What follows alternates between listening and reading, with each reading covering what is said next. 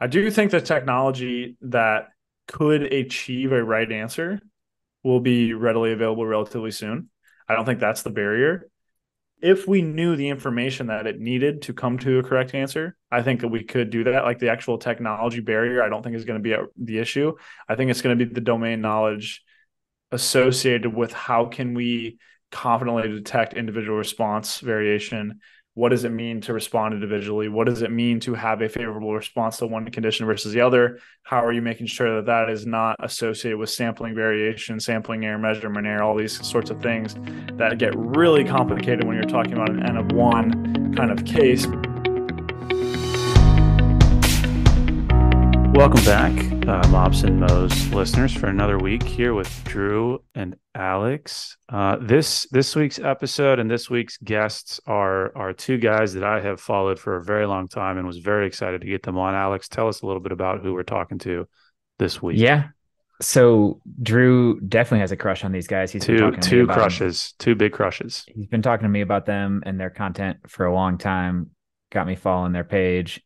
They're both from Data Driven Strength. We talked to Zac and Josh, and they said to go ahead and use their bios from their website for the intro. And I didn't look at their bios at a time. I didn't realize that they have the briefest bios of all time. This is Zac. This is Josh. Yeah. So Zac is founder / coach for Data Driven Strength. He has a master's in exercise science and is a certified strength and conditioning specialist. He is a graduate research assistant at Florida Atlantic University's Muscle Physiology Lab. Josh is also co-owner and coach, and this bio is going to really surprise you. He has a bachelor's in exercise science and is a certified strength and conditioning specialist, and he is a graduate research assistant at Florida Atlantic University's Muscle Physiology Lab. But if you guys are familiar at all with, we mentioned data-driven strength. So I came across their work. I couldn't even tell you how, but several years ago, and was really keyed into what they were preaching at the time, which was flipping traditional strength training on its head a little bit and going after lower RPE versus always maxing out, always hitting heavy weights.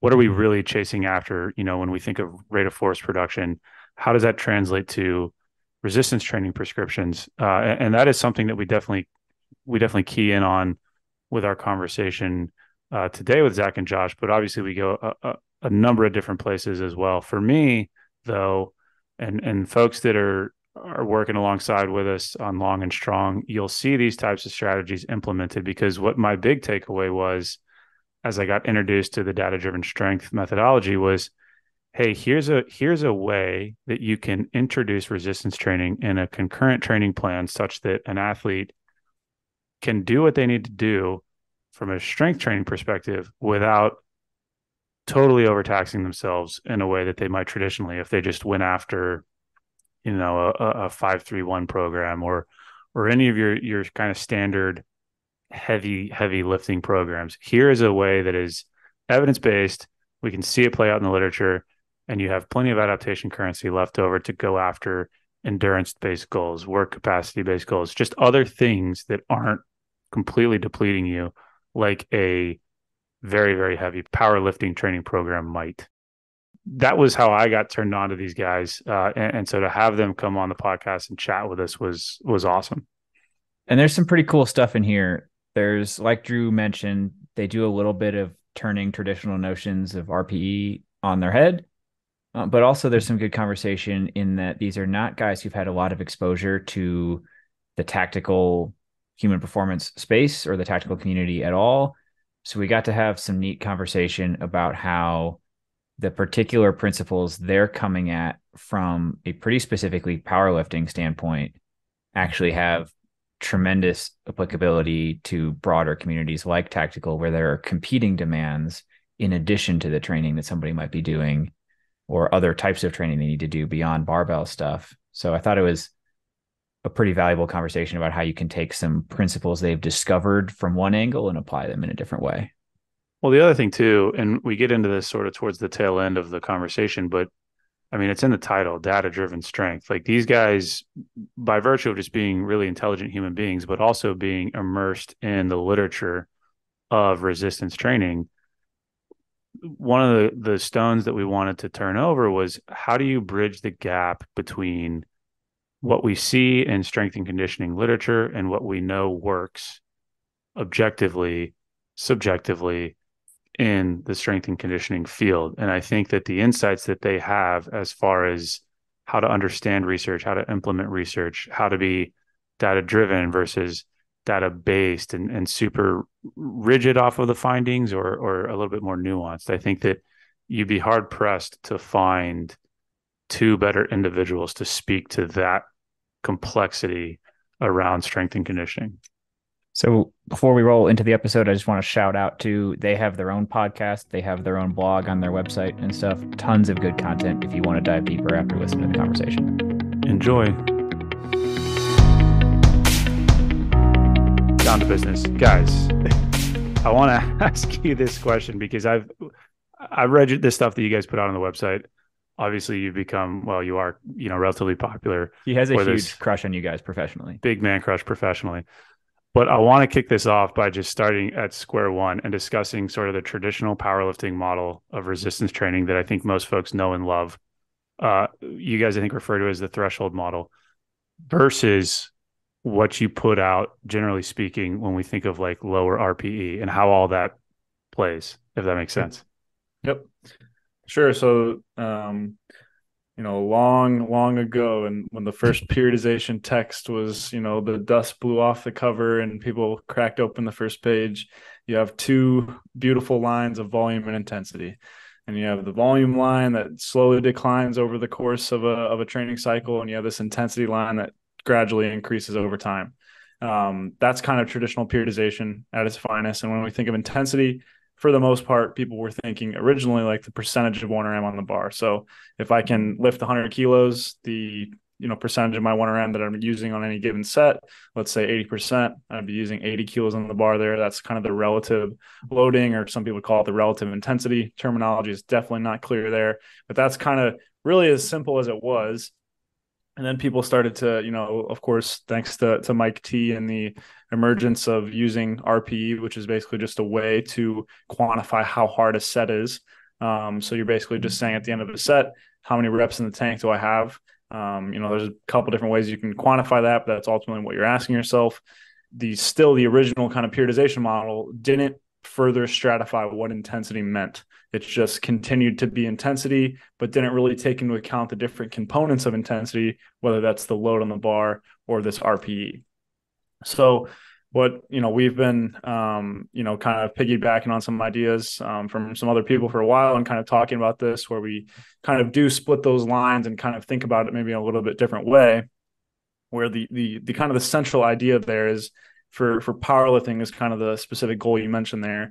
We guess we can generalize that a little bit more to just maximal strength in general. Mm-hmm. Ultimately, the adaptation that you care about there is like a short, brief instance of maximal force production. So that's ultimately what you're kind of trying to do, is improve our ability to produce the absolute amount of force as possible, kind of independent of time. Generally is going to be a pretty short event there. For the most part, intensity or the load is going to be perfectly kind of mapped to that, where the greater load on the bar, the greater amount of force you're going to be producing. So the specific adaptation to impose demands there, principle of specificity, all those kind of, basic exercise prescription kind of principles all kind of align there. And that's where that normal periodization model kind of made sense. But when we think about the RPE or the RIR, the proximity to failure, whichever kind of term you want to go with there, and you think about that from the kind of principle of specificity perspective, kind of coming back to force, if I had a given percentage of my 1RM on the bar, let's say that is that 80% mark. So I have 80 kilos on the bar with a 100 kilo max, and I perform a set to failure. Kind of counterintuitively, as I get closer to failure, I'm actually producing less force than on that first repetition, given I'm trying as hard as I can. So the kind of concept there is that independently, RPE doesn't necessarily seem to map onto the principle of specificity. So this is kind of where that, at least the initial idea of the low RPE for strength kind of started. And there's a lot of nuances and kind of practical limitations of that kind of simplistic line of thinking. But ultimately, it does kind of support what we see in the research in terms of like a nice narrative at for the moment. Obviously that can change with more research and more understanding, but for the point in time, kind of going with that force production model, specificity seems to map on pretty well to the longitudinal outcomes in research that we see, and saying that ultimately out of those variables of intensity, when we split things, the variable that seems to be much more predictive of maximal strength gains is the load on the bar rather than RP within itself. Whereas that is really just a byproduct of the load on the bar and the number of repetitions that you choose to perform, but doesn't really seem to augment strength gains independently. The only additional piece of this that's a little bit confusing that I always like to clear up is that if I have a heavy load on the bar, so let's say I have 90% of my 1RM on the bar, the amount of repetitions in reserve that I can have, or the maximum distance away from failure that I can achieve, is going to decrease as that load increases. So it's there can be a way that you get closer to failure that's from increasing the load on the bar, or you could get closer to failure by performing more repetitions within a set, and that would be accumulating fatigue within a set. The former would be pretty advantageous for strength gains, where the latter doesn't seem to really drive things additionally. So that's kind of the elevator pitch for kind of how we kind of arrived on that conclusion to kind of start asking questions, I think, is more so than anything kind of what we did, and since have done some more kind of formal analyses to kind of investigate that further. And that would be kind of the general pitch there. I don't know if I missed anything or if I completely went off tangent from what you guys were wanted to chat about. Well, I think you moved pretty fast through a point that I want to give you a chance to underline, and we're probably going to come back to it throughout this conversation a little bit, but just the point you made about like at a given weight, more reps doesn't seem to produce the outcomes necessary. So like it's tied really closely to the load on the bar, but it's not tied particularly closely to the proximity to failure for strength specifically. And correct me if I'm wrong, everybody talks about hypertrophy and they start talking about number of sets approaching failure. So we're saying that the way you would train for strength is focusing not on the approaching failure piece, but on the load on the bar. And then the way you would train for hypertrophy is on the approaching failure piece, correct? Bingo. Yep. Okay. So I do also want to back up. We've established that Drew is Data-Driven Strength's biggest fan, but not all of us are intimately aware of everything you guys are working on. So I kind of want to give you just a chance to explain, like, why did Data-Driven Strength come into existence? What's your mission with that platform? Like, what message are you trying to get out? I mean, we just got into kind of this area because I think we like lifting weights. Like, it's as simple as that. We like to say that powerlifting kind of found us as opposed to us particularly seeking out powerlifting. The next thing you know, we're each coaching a bunch of powerlifters, and then it's like, oh, hey, I want to win a national championship. Can you coach me? That sort of thing. And we're like, oh yeah, let's do it. And the next thing you know, we've been coaching powerlifters for going on like 5 or 6 years now at this point. But a good amount of our time is also spent on the academic side, researching, doing in the trenches research, actual training studies, reporting the outcomes, contributing to the scientific process. And then data-driven strength allows us to communicate some of our work, but one lab can only do so much. So our goal is to kind of communicate the general consensus, and particularly our understanding of the consensus of the research for strength and hypertrophy outcomes, which is a tall task in and of itself, because these things are tricky. And when you first get into research, how you think about research and how you interpret it is a lot different than when you've been in the lab for, like we've been in the lab for 4 or 5 years at this point. The way you think about things, the way you interpret things, the limitations you address, et cetera, hopefully give us a decent perspective to communicate that research. And then also, provide products and services that help people directly put that into practice. So that's the high level goal, right? Is to push the field forward in multiple ways, which is, whether that's through actual original research, or that's through, helping people put into practice, or, communicating it to an audience of 2 or 3 people that tune into the podcast. I know how you feel with that. I'm pretty sure my mom is the one who listens to this podcast, and that's about it. So shout out, Mom. I want to ask you guys, because I think, when I came across your work, and this might have just been my interpretation of it given where I was working at the time, but like, maybe controversial is a strong word, but certainly different, especially when we think about like low RPE. And traditionally people are saying work till failure, load it up heavy, et cetera, et cetera. Did you guys get any kind of criticism, or did anybody push back on some of the things that you guys were putting out? And what did that look like? Let me jump in here and then I'll kick it to Zach. This frustrates me a little bit because the answer to your question, Drew, is yes, absolutely. We got a lot of pushback with kind of this initial framework we talked about that Zach explained, which again, in short, is that, hey, load on the bar, percentage of 1RM seems to be the main driver of strength outcomes, not necessarily the number of reps performed in that set, right? Because of force production, right? If you have a given load on the bar, that first rep is going to be the highest force production. That's kind of our working model, right? That intraset fatigue, that fatigue you accumulate within the set, if anything, is counterproductive for strength. Probably closer to neutral, but arguably counterproductive, at least to a small degree. That's really all we said, right? But a lot of people like to take that and run with it. Oh, so you're saying to do 30% power days for powerlifting, right? And a lot of people kind of hear what they want to hear and just want to get pissed off because they want to get pissed off. So the answer is yes, we did get, I'd say, a good amount of pushback. I mean, from more reasonable people, it's healthy pushback, healthy discussion, that sort of thing.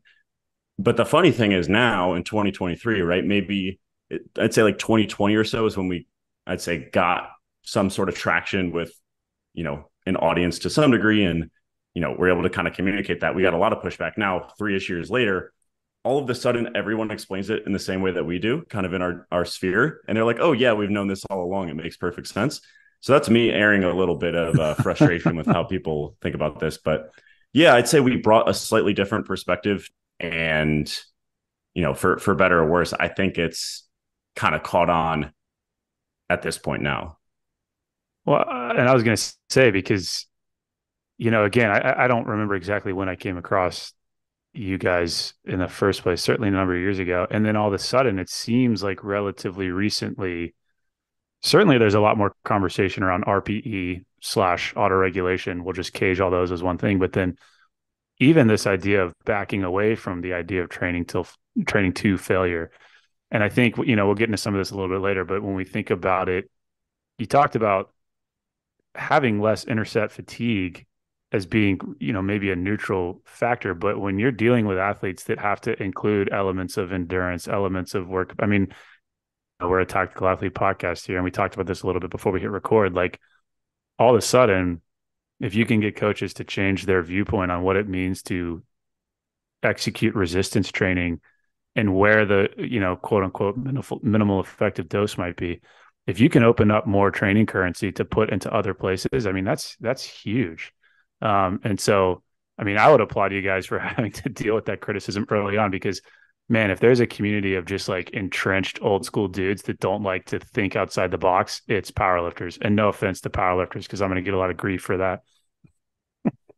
Yeah, no, I think we don't often get to talk about this specific application of it, but actually the way that I taught the kind of concept of intraset fatigue a little bit more broadly for one of the courses that I actually teach is kind of this funnel. And so there's kind of multiple things that kind of go into this funnel. When we're talking to powerlifters, essentially all we're talking about is resistance training, and specifically like volume and proximity to failure as two of the biggest buckets, really. But when you kind of open that up a little bit more to kind of broader exercise in general, kind of this total amount of intraset fatigue that you accumulate is going to encompass more things. And one of the main things you just talked about is endurance training. So kind of putting endurance training into that kind of funnel of things that we're accumulating intraset fatigue for, that is from my reading of the literature, I think that if any population is even going to benefit even more from, limiting intraset fatigue accumulation for their kind of strength work, it would people undergoing concurrent training. And so I would even hammer home on that even more than kind of the general person like a powerlifter, for example, where they have maybe a little bit more of that capacity to give. Whereas people that are performing a good amount of concurrent training, basically staying even shyer from that accumulation of excessive intraset fatigue from their resistance training, and maybe save that for their endurance training might be even a better idea. So I think that's an interesting application we don't get to often talk about, but yeah, that's definitely an important consideration. I think when you kind of just think about that, just conceptually it makes sense, right? Like I don't want to just absolutely dog myself in the gym and then have to go, do my high performance running right after that to try to maintain both adaptations. You're basically trying to find the most specific and efficacious dose that I can deliver in kind of both departments to continue marching forward with kind of the adaptations in totality. And obviously individualization there, depending on what an individual needs to kind of maximize what they're looking for. But as a general concept, yeah, I think that applies even more so in the case of the population that we're talking about here, where we have kind of multiple sources. And even if you layer onto that, not only formal endurance training, but maybe also some sort of skills application where you're in the field doing additional sorts of training, that's going to be additional time on your feet, additional time kind of moving around, doing stuff like that. I think it probably is just going to mitigate that even more in comparison to a powerlifter who's taking 10-minute rest intervals and has a 9 to 5. No shade there, but that's just a kind of polarized example to the kind of two extremes. For sure. Well, you guys mentioned before we hit record that you don't have a ton of experience working with tactical professionals or this whole space in general. And I think there's some irony here because we're talking right now about like managing unnecessary fatigue and saving adaptation currency for other things.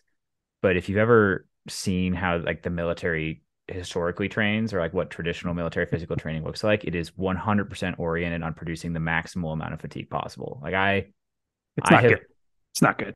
I have been in a formation of people that did 1,000 consecutive overhead arm claps, like just specifically to suffer and fatigue as much as possible. Like I've seen Murph is everybody's favorite thing in the whole military. People love to do it all the time.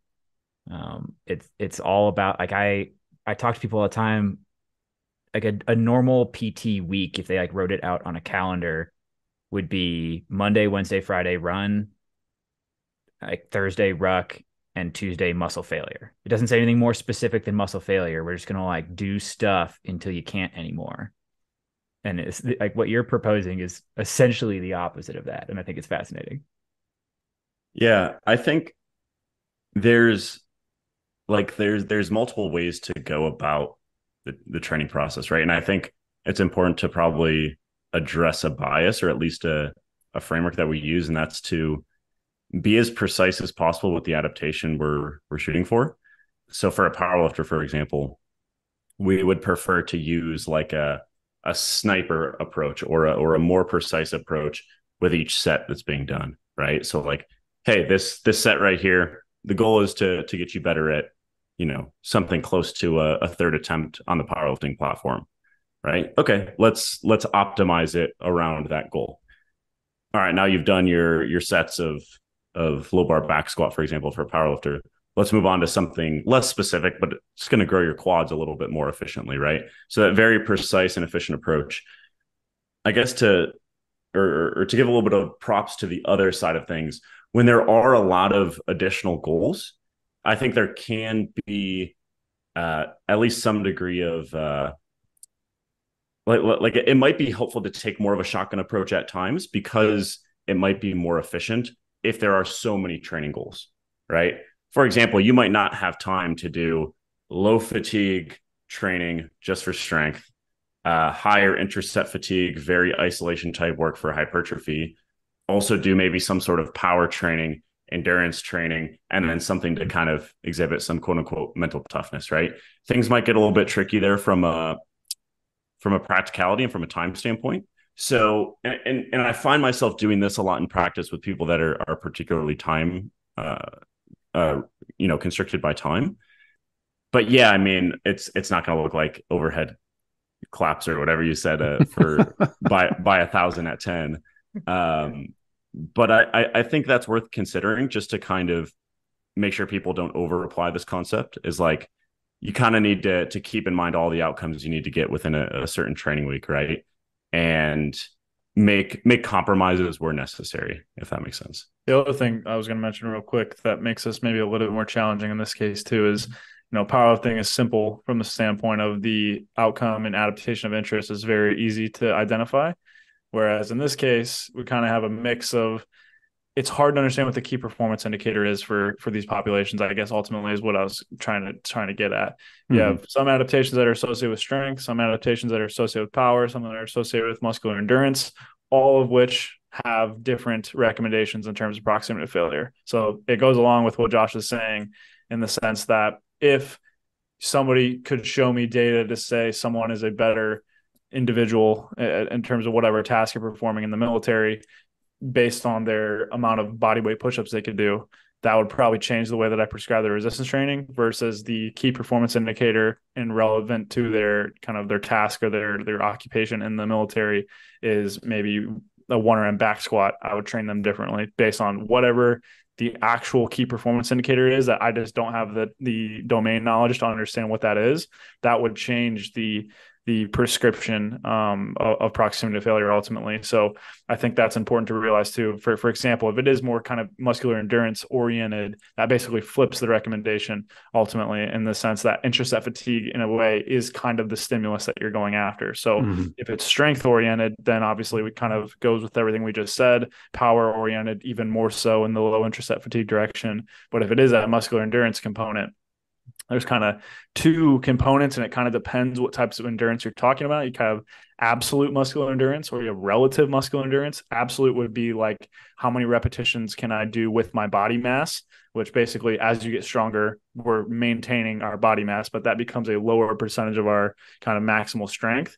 So in that case, you're going to want to improve your maximal strength. So you're going to have some of the stuff we already talked about, but you're also going to want to try to improve your kind of endurance oriented capacities. You'll probably have some high intraset fatigue training for that to kind of improve both sides of the absolute muscular endurance spectrum there.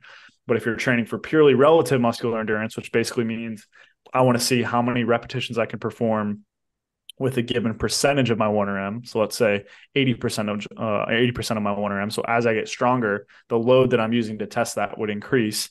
Then you're probably almost entirely kind of dedicating that towards the high intraset fatigue oriented stuff, because the increase in maximal strength in that case isn't actually improving that. You want to get the kind of the true endurance adaptations, if you will.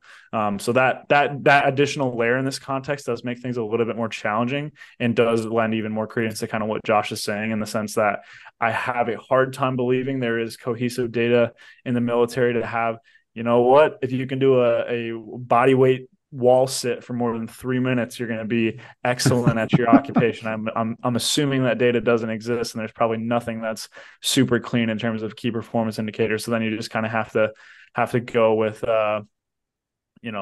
principles, and obviously go with your guys' domain knowledge and experience ultimately to kind of contrive that and ultimately see what the best kind of approach is to mix all of those different kind of things in terms of what the adaptations of interest are. The concept you're circling around there, and this is more of just like a comment for the audience if they want to go dive into a rabbit hole, but I can't remember whose book it was. I read it a couple of years ago, but they talk about like wicked versus kind learning environments. And basically what we're saying here is that powerlifting is a pretty kind learning environment. You can try something and then pretty quickly get feedback on did that thing work, versus training tactical professionals is a pretty wicked learning environment. You're never really going to get direct feedback on whether the thing you did worked or not, because there's so many confounding variables and you don't know what the quote unquote competition is going to look like. There's not a lot of direct feedback to confirm or deny hypotheses about what protocol is appropriate for this population. Is that from Range? Yeah, there you go. Yeah. That, I think that's a really good way to describe, I think, what exactly Zach and I were circling around, right? Powerlifting, we have these pretty estimated 1 rep max graphs to be able to get a pretty good idea of how strong someone is every single week, right? And is that perfect? No. But in the grand scheme of strength and conditioning, it's really, really good. And sometimes I think as powerlifting coaches, we take that for granted. We have a really good metric of the outcome of interest almost every single week, and it's pretty dang accurate, right? And even if it's not super accurate, it's at least consistently inaccurate, right? And that's not the case for most strength and conditioning professionals, right? So yeah, it sucks to be you guys. Well, that brings up, and I'm jumping ahead here a little bit, but one of the articles you guys wrote relatively recently is, I think it's how hard are we training? And it was additional considerations for reps in reserve. And you get into that, you guys call it the psychobiological model. We've had folks on here that have talked about something very similar, talking about kind versus wicked and how this pertains to training. you would think that, yeah, sure, with powerlifting, we have these three things and we can chart it on a graph. And one of the things that we've, I think, maybe controversially brought up on here a couple of times, John Kiley comes to mind as a guest we had on. But when you really factor in the human component of training, periodization, planning, whatever you want to call it, it can get really messy. So I'd be curious to hear what you guys is, with as much time as you spent with the research, with as much time as you've spent training athletes, focusing on powerlifting, how does that piece of it, that human element, factor into reps in reserve, RPE, autoregulation, whatever you want to call it? And how do you account for that in a lot of these models that you guys put together? I'll kind of give an example of why the research is not particularly helpful. Like our lab has done a good amount of work in a body of research called repetitions and reserve rating accuracy. So that's basically the same thing as RPE rating accuracy. How accurate are people in terms of estimating how close they are to failure? Mm-hmm. And basically what we found, at least from our most recent paper, is that as long as they're trying to rate something pretty close to failure, people are really good at it, which I think surprises a good amount of people. However, you need to take a step back and think about that context, right?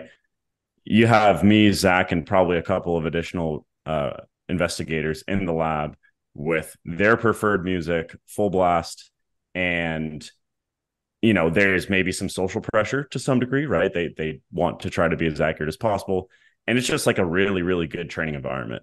I'm sometimes jealous of our research participants with the training environment that we're able to provide, and they nail it, and they do really good. Are they perfect? No, but the accuracy is almost strikingly good. And basically what we found from our most recent RER accuracy paper is that across a training program, the research question was, did they get better over time? But they were so good to start, there was really no way to improve, is basically what we found. But when you kind of take a step back and it's like, okay, that's a short-term training study with, preferred music, really nice social environment, and just kind of good vibes in the lab because, we want people to enjoy coming to their training sessions. When you take a step back and you roll up to the gym by yourself and it's been a long day at work and maybe there's some mental fatigue, maybe there's additional stressors that are on your mind, I think that can kind of change our perception of effort. And I think that's something I've kind of landed on, at least in my own experience and my interpretation of a lot of other research as well, is that how hard we think we're training is probably the biggest thing that influences inaccuracy in terms of our ability to rate RPE. So it's not necessarily that we're bad at it or that we don't know how to train to failure, things like that, but more so some of these psychological factors that might hold us back or make the task at hand seem more difficult than it actually is. Now, okay, you take that concept and you say, what do we do with it in practice? And I'm not totally sure, because on one hand, that could be an indication that additional stress, for example, could be an indication you need to pull back a little bit, or it could be an indication that, you need to kind of look past those things and try to nail it the best you can. But I think the, training environment, presence of spotters, additional stressors, all of these things are going to influence how someone chooses to autoregulate in the gym if you're using a system like RPE. So I'm not sure if there's any threads you want to pull on there, or if that's kind of getting at what you guys were thinking. Well, I mean, sort of, I guess we'll call it chapter 2 of this discussion. I do want to get into conversation around how you can take that and some of the stuff you guys have put out with your Infinity program, for example.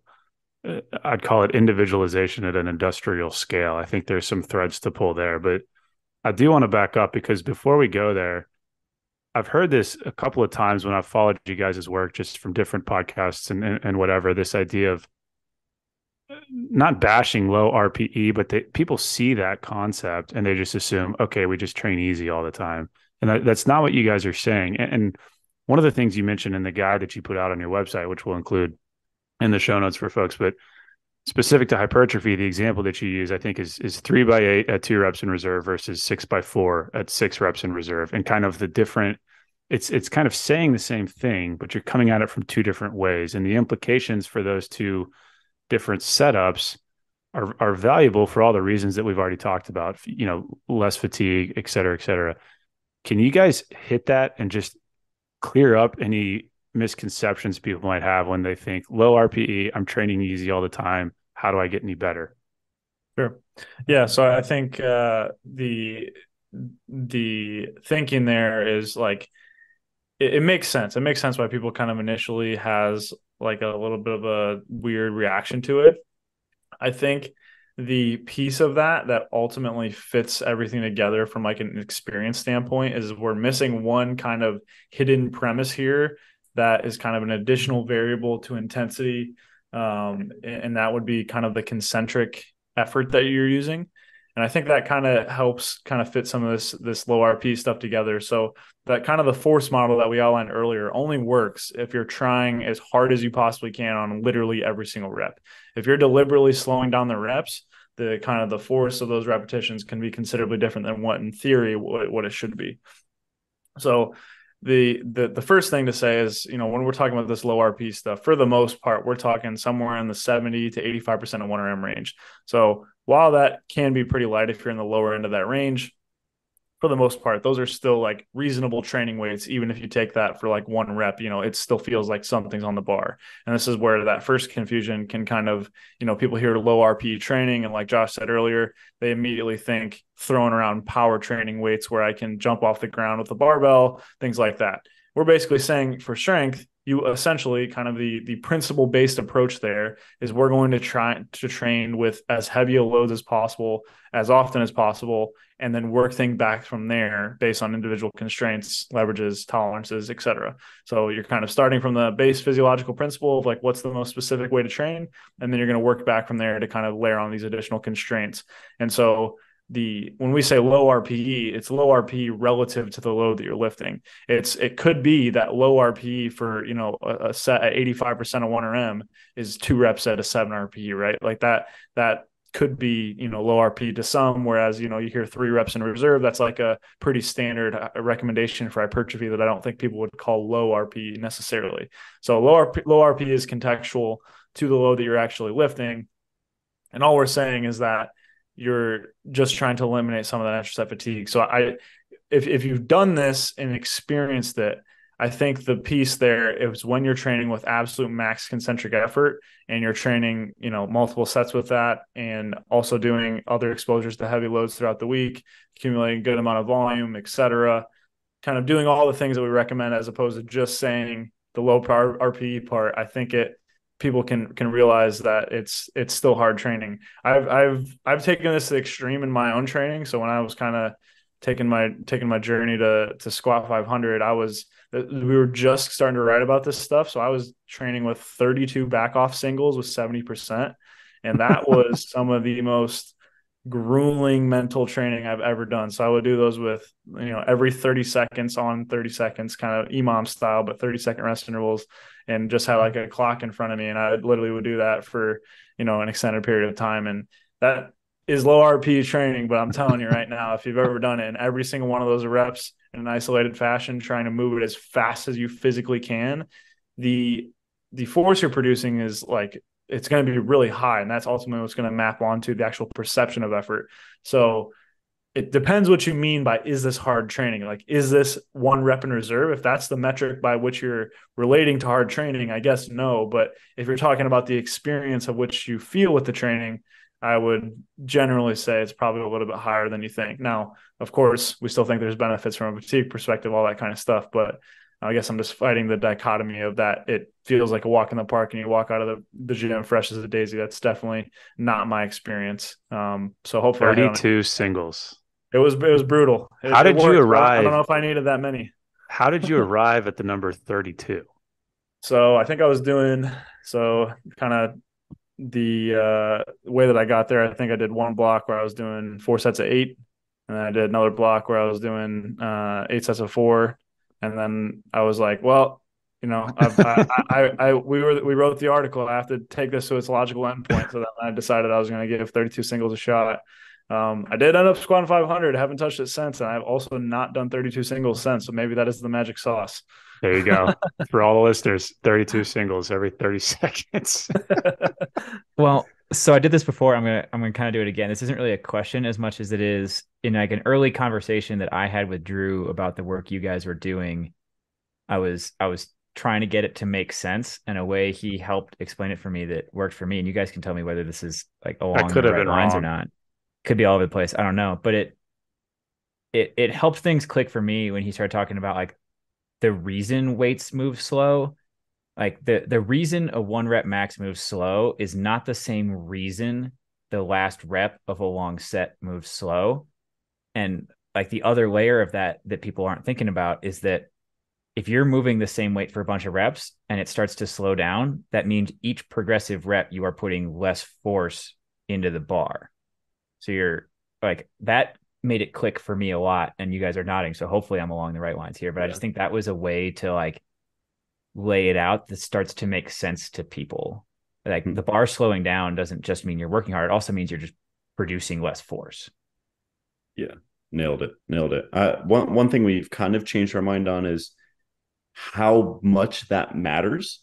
So when you do multiple reps in a set, right, and you get closer and closer to failure, force production decreases, and the reps kind of become disproportionately fatiguing. Mm-hmm. And the force production I think is important, but I think the latter is probably more important. I would say in the past we probably took that force production and ran with it a little bit too much. I think there's definitely something there, but I think the fatigue matters a little bit more. Reason being is we recently and Zach led this project. We recently pre-printed a meta-analysis, and part of that meta-analysis was a meta-regression looking at basically the relationship between strength outcomes from a training program and the average reps in reserve that the group trained at. And I think maybe in 2020 we would have guessed that the you kind of see it essentially strength gains decrease as you get closer to failure as a result of that decreased force production. Um, but what you see is it's pretty flat, right? So essentially, there's no relationship between reps in reserve and strength outcomes, right? Again, and it's because all the studies that went into that were load equated. So again, load seems to be driving what's going on as opposed to the RPE or the RIR. Now, as you get closer to failure, it drops off. The strength gains drop off a little bit, but that's probably the disproportionate fatigue that's going on as you get to like 1 RIR, 0 RIR, that sort of thing. So I think that force production thing matters a lot, but it might matter more for something like speed or power, for example. I think it has applications for strength, but really, I think that the main thing we focus on with it now is that fatigue management side of the equation. Yeah, I think I'm gonna add a few extra pieces of contents. Geez, context there, man. I was slurring my words. I swear I'm sober. Um, the one thing I will say is that I think the thing that gets lost in the literature that we really don't have a ton of good comparisons on this with is that in practice we're thinking about this is predominantly kind of a optimization game that is going to happen after we've done some sort of indicator set. And so the reason you're going to select a proximity to failure for those sets would be different if you had to select a proximity to failure for every single set across the board. So one thing, like Josh said, when we were kind of initially thinking about this versus kind of how we communicate this now, if you were to do a training program where the load is equated and one group is training very close to failure, let's say 9 RP, the other group's training, in a model where they match all the repetitions, but they kind of do it in the lower interset fatigue fashion. Initially kind of first genesis of this idea, oh, no question, low RP group wins. They're going to have greater strength gains. No second thoughts about that. The problem is now, if you are not allowing the low RP group to also get exposures to absolute low velocities, there's certain things that are unaccounted for now because you're not just worried about the differences in like the neuromuscular adaptations associated with that fatigue. This group that's training closer to failure gets to know what it feels like when their background's on a squat. They get to know what it feels like to be nervous on a repetition they're not sure they're going to get. They get to know what it feels like to move a bar really, really slow, and all the skill associated adaptations and probably some neuromuscular stuff as well associated with doing those things that kind of mimic a 1RM, just not in the most specific way you could do them. So if both groups were to perform some sort of indicator set that is, like a heavy single, let's say, and then they go on to do their volume work, now that kind of those back off sets are for a different purpose at this point. We've had our kind of exposure to the task that we're trying to improve, and now we're kind of focusing on something different. I think that changes the calculus a little bit, which isn't what we see normally in the research. So the research is going to kind of paint that first example where I think potentially there could be a little bit of an advantage to the conditions training closer to failure where you kind of balance things. And that's what we talked about in the discussion of that meta-analysis Josh was speaking about, of kind of these contrasting advantages and disadvantages of training close and farther from failure for strength. Whereas if I'm programming for somebody in the real world, I would say I do kind of favor that kind of force production line of thinking for that reason, because we do kind of take that other part out of the equation, because we do have these indicator sets that give us all the exposures that those really close to failure sets would give us, but we do so in a way more specific fashion with considerably less fatigue. And then as far as the downsides that we see, the interesting thing here is in the analysis that we did, the slope of the relationship was relatively flat in terms of the kind of the overall effect, or the kind of the main effect, which would be the most kind of basic representation of it. But as loads decreased, the kind of advantage from training farther from failure kind of seemed to increase.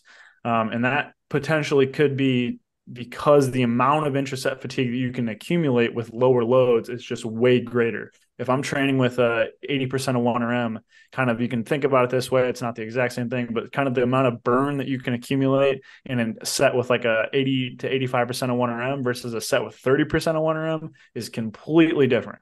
And so the negative cost, or the kind of the total intraset fatigue that you can accumulate with those lower loads, is substantially greater. So I think the cost there is also kind of depending on the load that you're using. The heavier load you go, basically that's where the high RP no longer is a bad thing, because it's load mediated the further heavy that you go. But the farther lower that you go, the more kind of intraset fatigue dominant that change in RPE is. And so the cost is probably going to be a little bit more negative in those cases.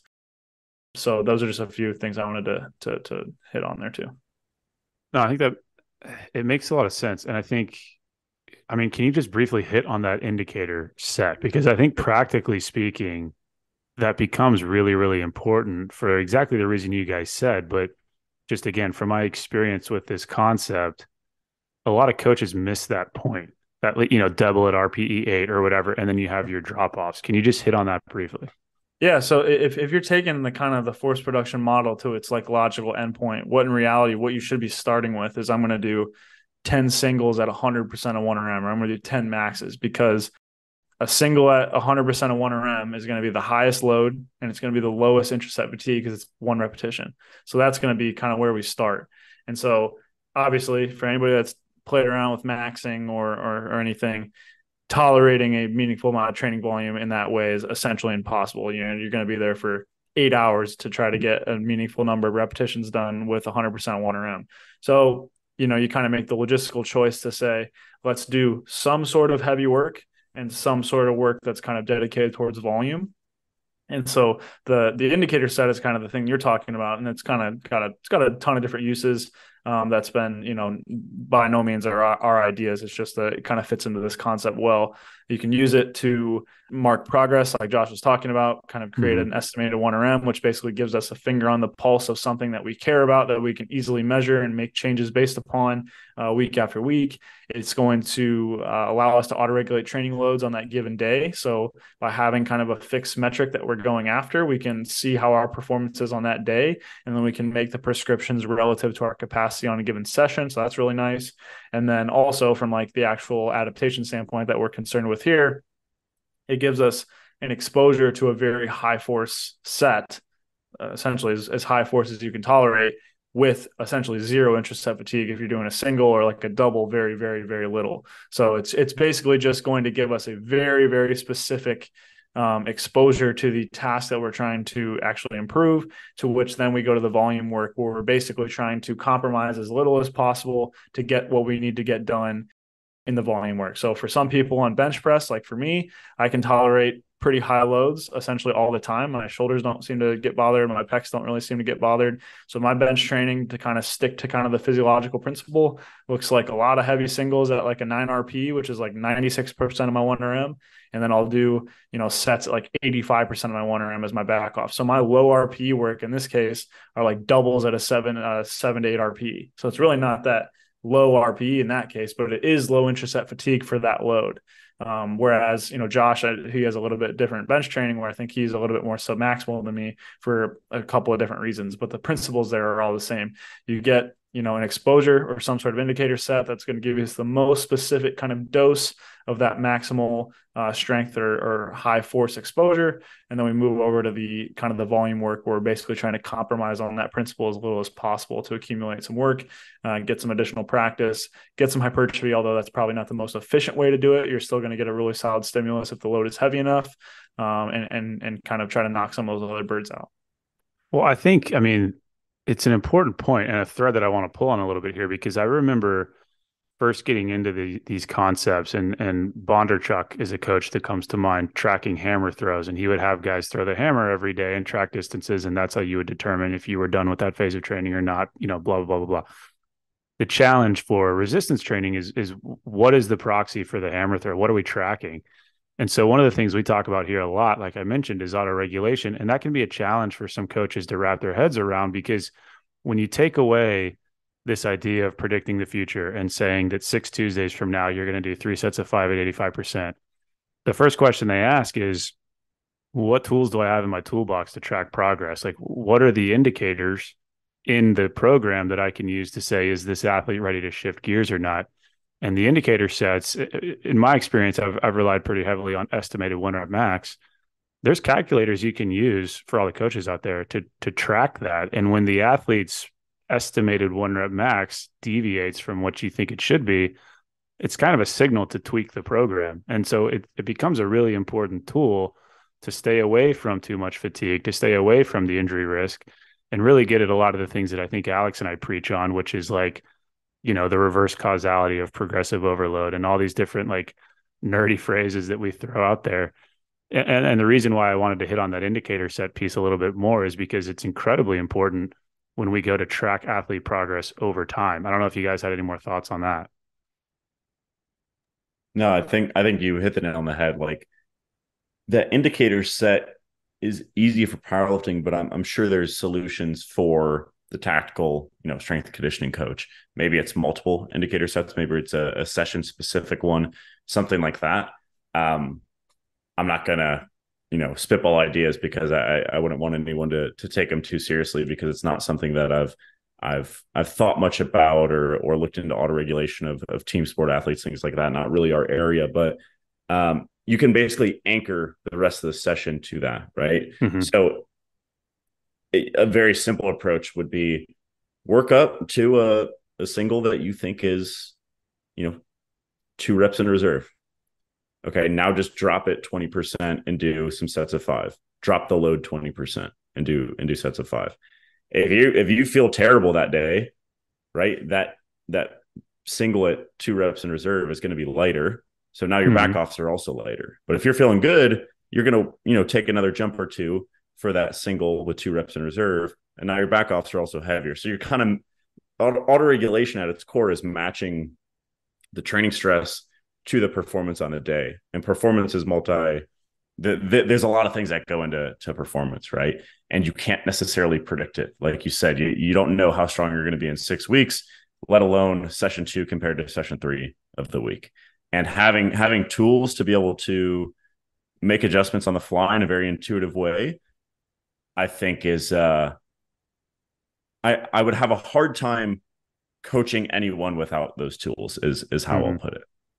Yeah. And I mean, this segues nicely into where I think we want to touch on next, which, I mean, shout out to you guys. the Infinity programs that you guys have up on the website, just one thing I wanted to tease out was a challenge that we hear all the time is that the coaches that we work with oftentimes deal with hundreds, if not thousands of athletes. And so I think, like you mentioned, fundamentally, they understand catering to the needs of the athlete on any given day. Sure, it makes sense. And if it was just me and one athlete, me and two athletes, great. I could have that level of clarity with the programming. But when you roll that out to hundreds and hundreds of people, how do you introduce that individualized element? And I think you guys have done it in a really creative way. I just have no clue how it works in terms of the back end and the data that you have feeding into your spreadsheet. So can you guys touch on what that looks like and how you factored the individualization component into sort of the industrialization of programming, if you will? This is tricky. You're on the spot. I'll give it my best shot, because you're right. It's kind of hard to explain it, like, just from ground zero, if you will, because without giving away the secret sauce. No. I honestly, like, you can make the exact same thing. I don't think many people will last trying to just, like, the amount of hours that I'll put it this way. Before we launched it, I was, like, very strongly burnt out for, like, probably 6 weeks. In hindsight, we probably should have released that a little bit later, but we got it done. Anyway, this is the third version of this system, and over time it's gotten more and more complex, and we've hired more people for each step of the process. So some of the exact things that go into it we know generally, but someone more skilled than us actually made the actual system itself. But at its core, it's essentially a system that uses thousands and thousands of variables to create a program, and those variables inform the actual training prescription. Okay. So it informs logistical things such as how many days per week the individual can train, the number of times per week in a powerlifting context that they want to bench press, the number of times per week that they want to squat. If they have prior experiences with these sorts of things, a lot of people come to us, they're like, yeah, benching twice a week, my bench tanks. But once I bench 4 or 5 times a week, things really fly. Okay, they can kind of feed that information to the system. Or if not, that's cool too, based on, things like training status. We ask some questions regarding, like, the style of bench press that they use, and body weight as well can kind of inform the starting point, just based on largely our experience, can kind of inform the starting point for that system or for that individual. And it also is very nitty gritty things, right? Like, do you have any particular reason to enjoy this sort of progression scheme in terms of how the training changes week to week for a top set, right? Like, do you do well when, things increase pretty linearly in terms of the top set RP throughout a block? Or are you someone that, might be a little bit sensitive to that sort of approach and prefers a more static approach, right? So kind of high level things, days per week, all the way down to nitty gritty progression approach of your bench press training over a 5-week block, that sort of thing. And those variables inform the program, but what informs the variables? Well, that's essentially a custom quiz that we've built that asks people questions that we think is relevant. And we basically have the system that's, okay, quiz informs variables, variables informs program, right? And let's say someone is 3 weeks into their program, something's not working out. Okay, back to the quiz, create new variables, get a new program. Or, you finish that program, maybe it's an 8-week program, maybe it's a 14-week program. Those are all things that we have variations of as well. And then you can also take a different path in that quiz, and now you are basically giving feedback on the variables that you just created. So everyone essentially in the back end has a profile that informs their program design. Now, how realistic is that to build? Honestly, I mean, we did it, and we're also, full-time students, so it's possible, but it's also very difficult. And the only solution, to my knowledge, is a custom built sort of thing, like what we did, or to hire a developer, a team of developers to make a mobile app to create a system like this. And there's a lot of decisions that go into it. It's not all sunshine and rainbows. For example, you change your mind about a training thing 6 months later, there can be a lot of steps to kind of unfold that within the system, right? So there's kind of a lag period as well.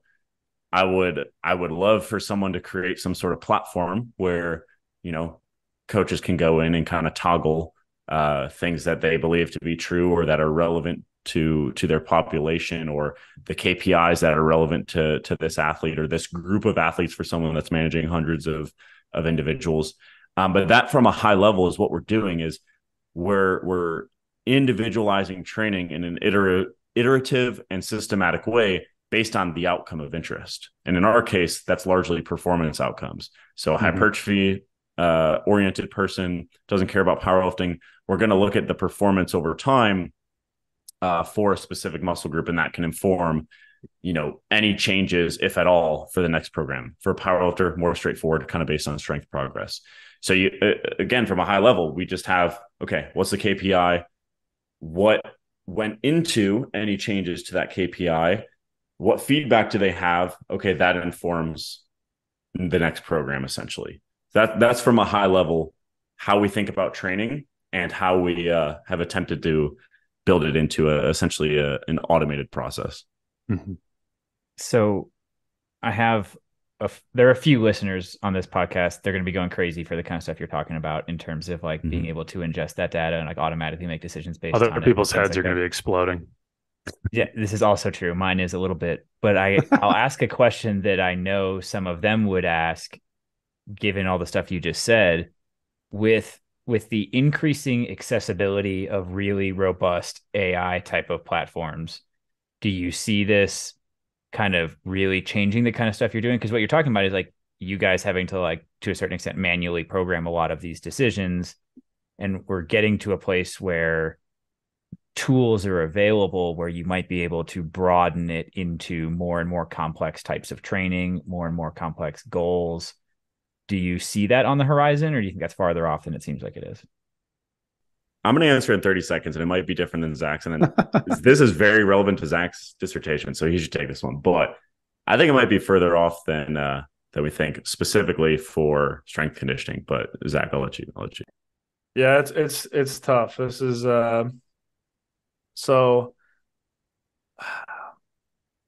it just comes down to how confident are we in a lot of the ways we can acquire data that actually confirm somebody's individual responsiveness or not.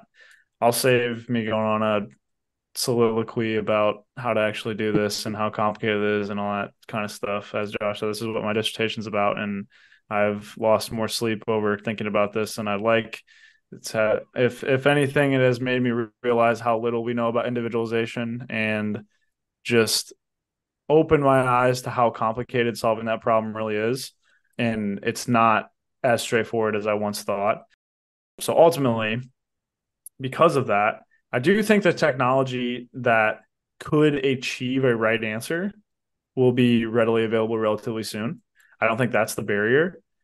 If we knew the information that it needed to come to a correct answer, I think that we could do that. Like, the actual technology barrier, I don't think is going to be the issue. I think it's going to be the domain knowledge associated with how can we confidently detect individual response variation. What does it mean to respond individually? What does it mean to have a favorable response to one condition versus the other? How are you making sure that that is not associated with sampling variation, sampling error, measurement error, all these sorts of things that get really complicated when you're talking about an N of one kind of case? Because in the case of resistance training, unlike in medicine or things like that, where we can repeat an intervention and kind of see the stability of an effect, there's always second, third, fourth order effects that occur in resistance training if we repeat a program. So there's, even in a philosophical nature of it, it's kind of impossible to really tease out what it means for somebody to respond individually in a true sense. So I'm probably steering away from this and steering to what I was writing about today. So I will try to circle back. But ultimately, yes, I think the technology will be coming relatively soon. I think you're going to see a ton of individualized training apps are going to be coming. A lot of them are probably going to deliver really, really solid programming. And I think the technological barrier is not going to be our issue. I think it's going to be getting robust data sets and understanding this from a very high level and from the research perspective to know what is the way we need to construct kind of sort of an assessment, or what is the key performance indicator going to look like. So just to kind of maybe give an example of just like comparing change in estimated 1RM from program A versus program B, that's probably not good enough is ultimately what I'm getting at. Is if I perform a high volume, close to failure training cycle versus a high volume, far from failure training cycle, and in this one I have a 10% increase, and this one I have a 7% increase, or let's say even 5% increase, so double the gain in program A.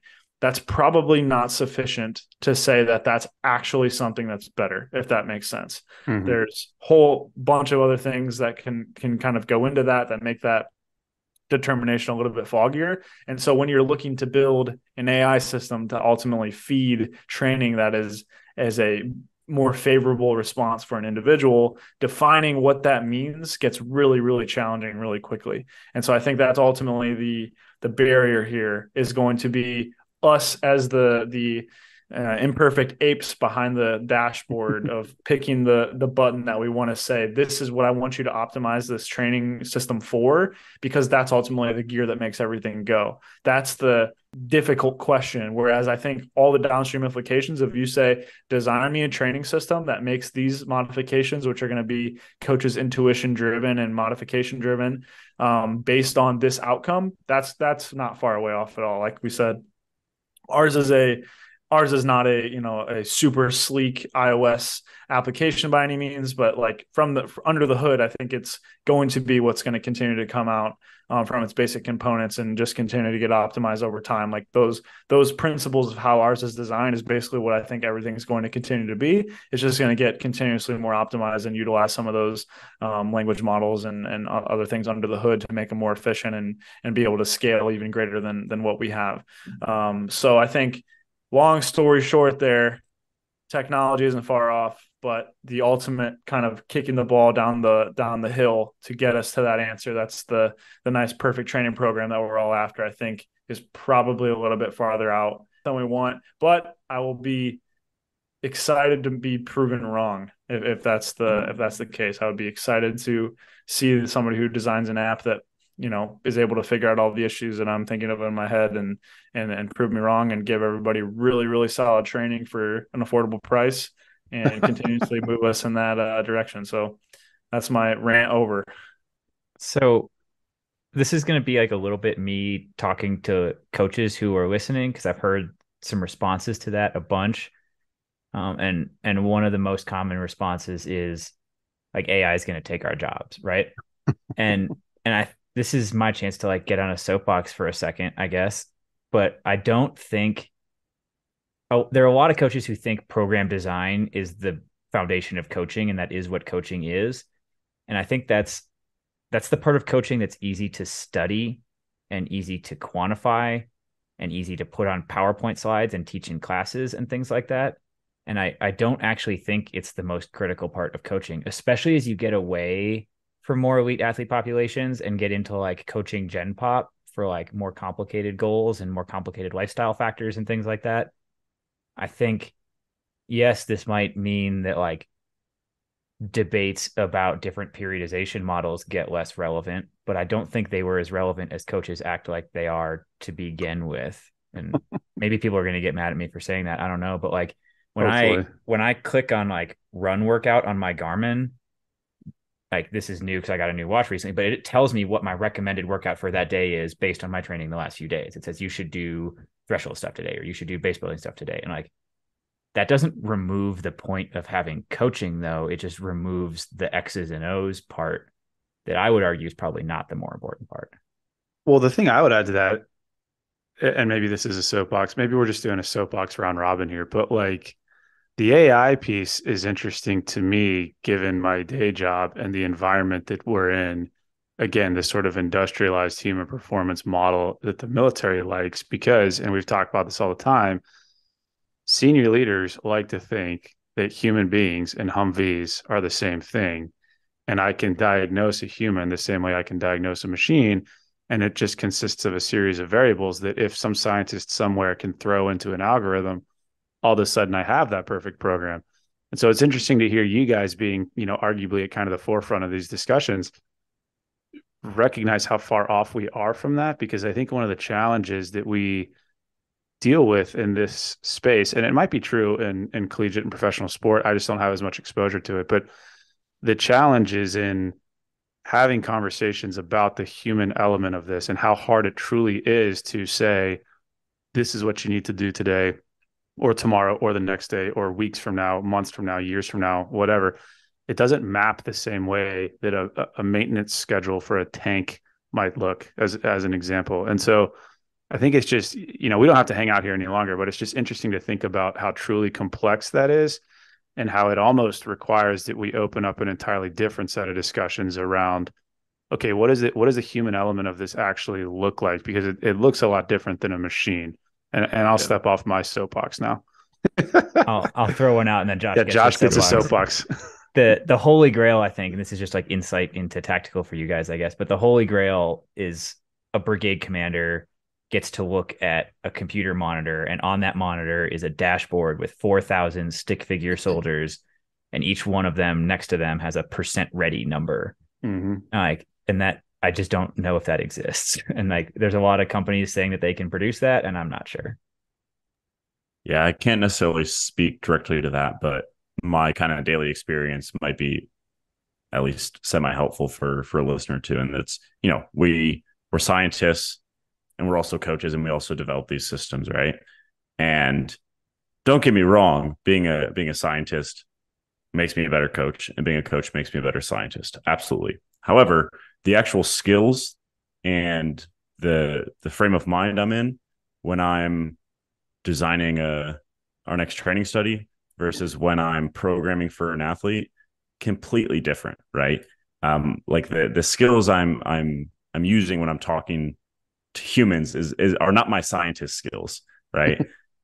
You guys can probably relate that a lot of your time is spent with the practical things, right? And having the domain knowledge about like, okay, something's got to give here. What are we going to prioritize? Or how big of a deal is it that this individual lost a loved one recently and is going to, miss a week of training before, 7 weeks out from their powerlifting meet? Yeah, the research can be helpful there, for example, or the domain knowledge can be helpful there. But it's honestly kind of a small part of it, at least from a day-to-day perspective. Now, when you sit down to do that deep work of, looking through their training log and determining what's worked well and make your best guess for what to do next for that individual, yeah, I'm kind of thinking like a scientist. But when you're actually doing kind of the coaching itself, which is talking to the individual and collaborating with them, you don't have your scientist hat on. Mm-hmm. Well, I think, and the last place I know that we wanted to go before we let you guys go, and we've gone all over the place, which I think is perfect, but we've had researchers on here and we've had coaches on here, and there seems to be a divide in some sense where folks in the lab, folks conducting research, and we'll call this sports science broadly, but strength and conditioning, I think more specifically, there's a bit of a disconnect between what coaches see on the ground and what they know works versus what gets published in a lot of your leading journals in this space. And I think you guys and folks in your network are at an interesting place, because you seem to have a good understanding of like you mentioned, when to wear those different hats. And so maybe the question here that I'm after for you is, for your average coach who reads the books, reads the blogs, gets on Instagram, finds the program, understands the X's and O's, but wants to become a little bit more exposed to research, like, what does that journey look like? How do you recommend folks get involved in that? And what does that look like for you guys? It's a tough one. I guess I'll start with what I think the utility of research is first. So, like you mentioned, there's always going to be that degree of in the trenches knowledge that's invaluable and is going to basically fill in the gaps where research can't tell us things to ultimately lead to the getting across the bridge to the actual decision that you're going to make for the athlete. Like Josh said, just as an easy example, If you're dealing with an athlete that just had their loved one pass away, that's just literally entirely experience driven on how to handle that situation in the context of getting them to prepare for a powerlifting meet. That's obviously research is never going to tell you that. So that's kind of an extreme example, but it illustrates the point nicely. Where I think research is useful is a few things. One, it gives us it kind of narrows our scope on things to focus on, I think, is the first advantage. So like an example that I would utilize there is, supplement research for let's say. So over the years, research, and obviously the advantage of science is in limiting a lot of those confounding variables for people observing their own data on the ground. That's kind of the entire point. I can go on a longer rant on that if necessary, but that's why science is advantage in general. But to specifically in the context of strength conditioning, it allows us to narrow our scope to things that we're actually interested in and potentially make a difference. So all these supplements, let's say, that essentially have no effect or don't have a high probability of having an effect, we don't have to focus on those anymore. And the reason that becomes relevant is because we've just talked about for over an hour here how difficult it is to identify a key performance indicator. And that's how you make true quote unquote evidence-based decisions on the individual level, is having something that you're using to say whether the intervention you're using is successful or not. And that sounds like a simple process, but it's really not, particularly in the context that you're talking about. So if we can utilize some sort of highly controlled environment where we can ultimately narrow our focus on a few things that have a higher probability of being things that we can actually focus on and get a good amount of signal to noise ratio out of them, that's going to be a huge advantage and decrease us the amount of time that we're spinning our wheels. You can never be totally sure. Obviously, you're taking some sort of a probabilistic guess on some of those things we're leaving outside of it, but ultimately you have to do something. You have to put your money where your mouth is and ultimately make a decision and craft a training program. So I think that's going to be the best probabilistic case of going about it. So that to me is the first advantage. And the second advantage is actually from the training perspective, I think, is giving you the directionality of troubleshooting things.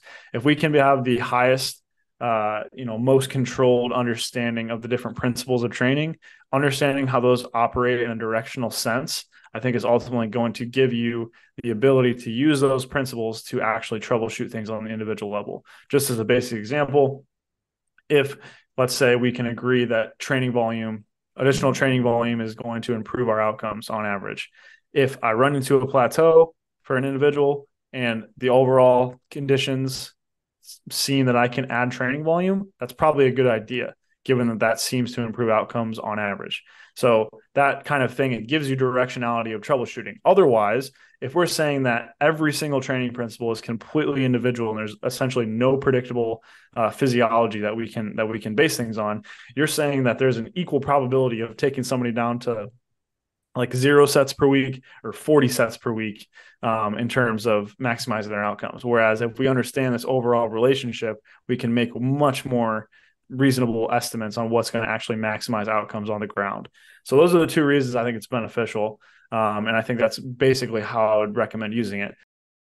We have aspirations on, this is again, kind of the topic of my PhD that I initially thought was going to be really inspiring. And this project was going to give us a ton of answers. And I now realize we have a lot of work to do to get to the thing that I'm excited about. But someday I envision a world where instead of chasing down kind of the average group level effects, which is what a lot of research focus on, we'll eventually get to in researching predictors of individual responses and things we can focus on from that perspective, where we can take those directly into working with an individual and be able to make modifications from there much more in a streamlined fashion instead of kind of guessing based on population averages. But in the absence of that evidence, I do think the group level effects are going to be pretty stable and are going to be our best bet. So that's how I think research is useful. As far as staying tapped in and ultimately utilizing that from a coach's perspective, I think that's where the new age of science communication makes things challenging, because it ultimately depends on the philosophical nature of what degree of understanding does somebody need to have for that information to be useful. And that's where I don't think I've spent enough time thinking about this, but I do think my opinion has changed on that over time. in the sense that, obviously, you could call it sunken costs a little bit to some degree, but we put a lot of time into, trying to learn how to read papers, understand that at a very high level, understand the limitations, all those kind of things.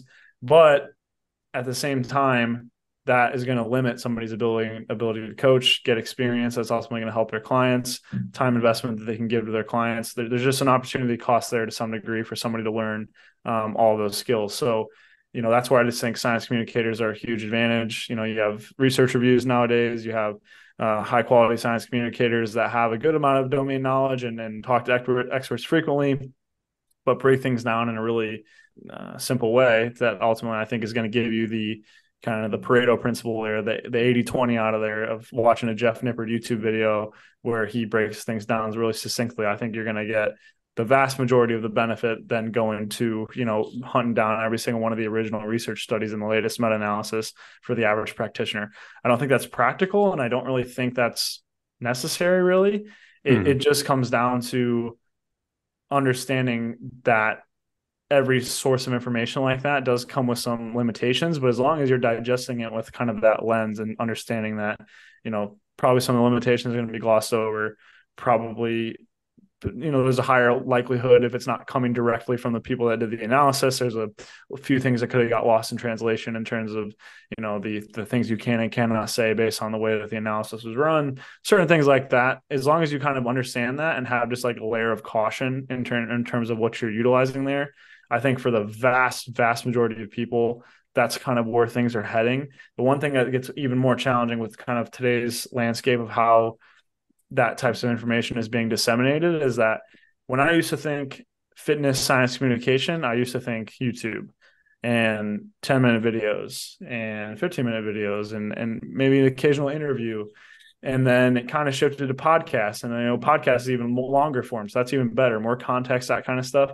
And now we're completely on the other side of the spectrum where we get a 30-second clip on what exercise is the best for the lower lats, and boom, there you go. Right. So I think that gets challenging more when that's the kind of most common medium in which information is consumed, where I think you have a greater degree of caution there. So ultimately, I think it's about finding that middle ground in terms of, yes, we completely acknowledge that spending the time, energy, resources to literally read all the studies yourself is probably impractical and probably passes the point of being useful outside of you finding it interesting and potentially utilizing that in some way. But if you're purely about getting the information from those sources, I think this is the unfortunate reality where you just have to rely on other people that are dedicating their time and effort towards science communication. And I think that's where we get kind of the symbiotic relationship where coaches, get information on the ground, give that to the researchers do the research, get that to the science communicators feed new information to coaches. And that cycle is just kind of like a symbiotic relationship where everybody kind of needs each other. And I think that gets us kind of the nice little pep talk here to wrap things up, that we all, kind of play an important role in the process. And I think more conversations like this are good to kind of expose that. And I think everybody kind of realizes that in today's landscape. But I think the kind of science communication fitness stuff is in a general sense more popular than it has been and kind of over the years. So I think it's all headed in the right direction. I think more people are starting to realize the utility of science-based tools, but also the limitations. And that's kind of the way things should go. So I don't know how long I just talked for, but I'm now reflecting on it. I feel like it was too long. So hopefully that was okay. We're drawing to a close here. We've already talked for over an hour. I had like a really nice question that I thought was super smart framed up to ask you to close it out, but you kind of touched on several pieces of it there already. So I thought that was really cool. Before I kind of ask it to close it out, I really liked your phrase, new age of science communication. That's something that's going to be rattling around my brain for a while. I think I am a little bit optimistic that pendulum is starting to swing back a little bit. You're not the first guest on the podcast to argue that like maybe not every coach needs to be going to primary source research all the time and things like that. And it wasn't that long ago where you like couldn't be taken seriously on social media unless every claim you posted had a PMID next to it.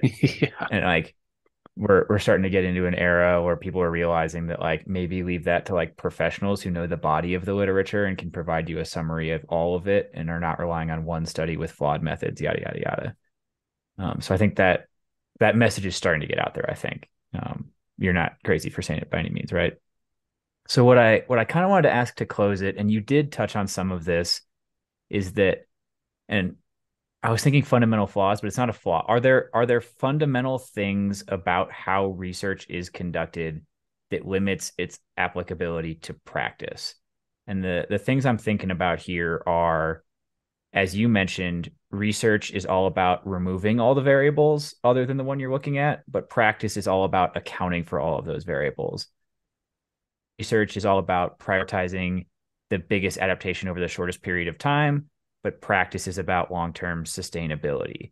Research is finding the average group level effect, but practice is knowing when you're looking at somebody who's an outlier and adjusting appropriately. Like, are there fundamental divides there that make research not as applicable to practice as people might want it to be? So my short answer here is, with the current body of knowledge we have from the research, the answer is yes, there are considerable limitations. However, every single one of those processes or examples that you just provided, for example, detecting someone that's an outlier and adjusting accordingly, we don't have great research for how to do that right now, right?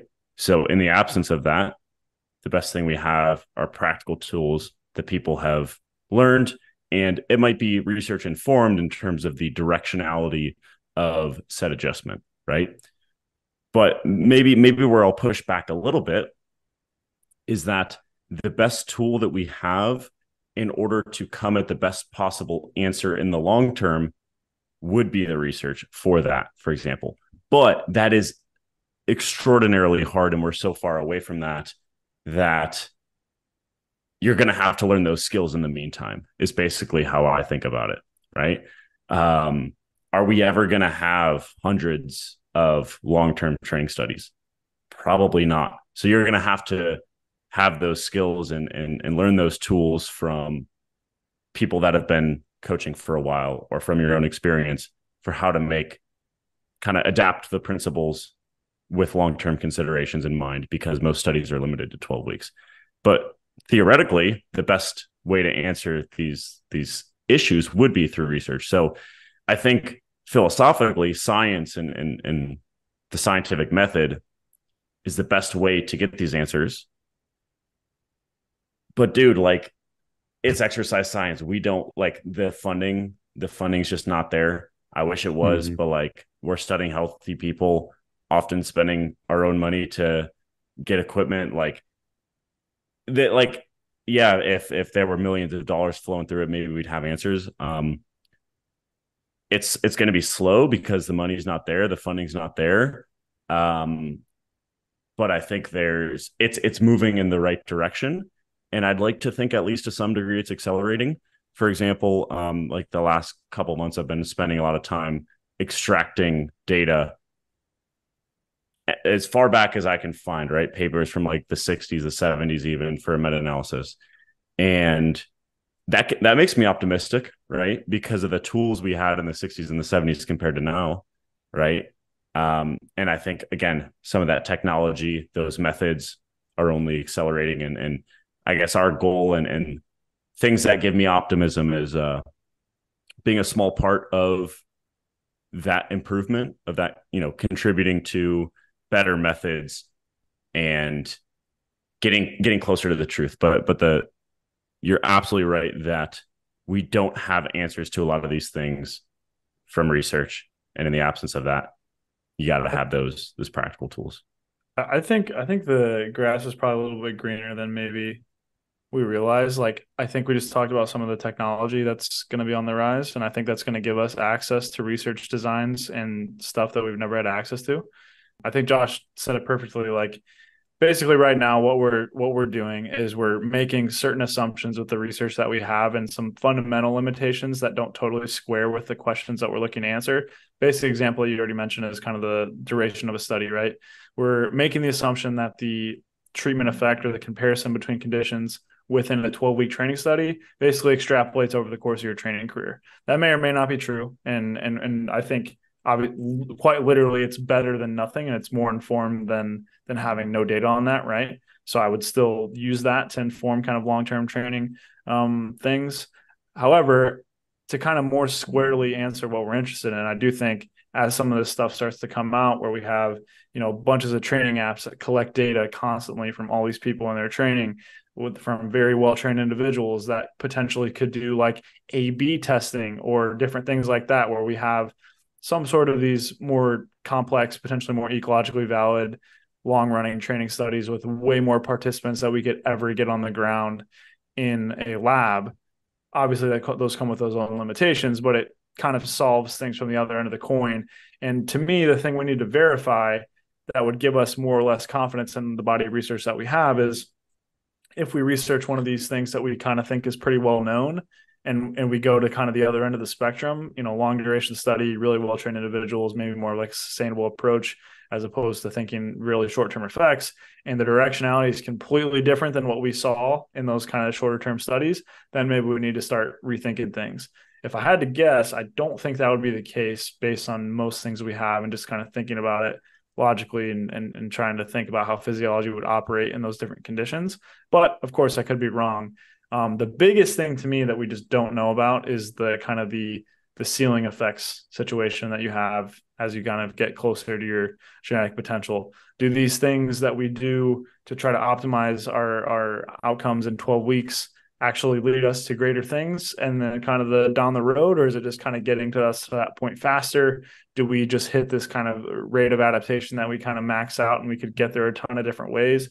There's a ton of different questions there philosophically that we can't really answer with the stuff that we have, but I'm optimistic in the future as we get access to kind of some more of these alternative sources of data. I think we'll get some ability to kind of cross-reference some of these questions that'll give us some more confidence in the stuff that we have, I think.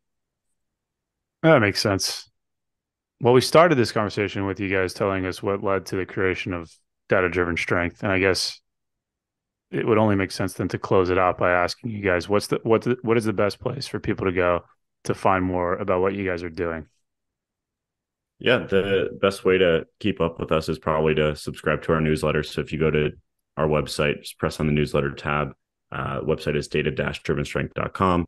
You can sign up there and keep up with our free stuff.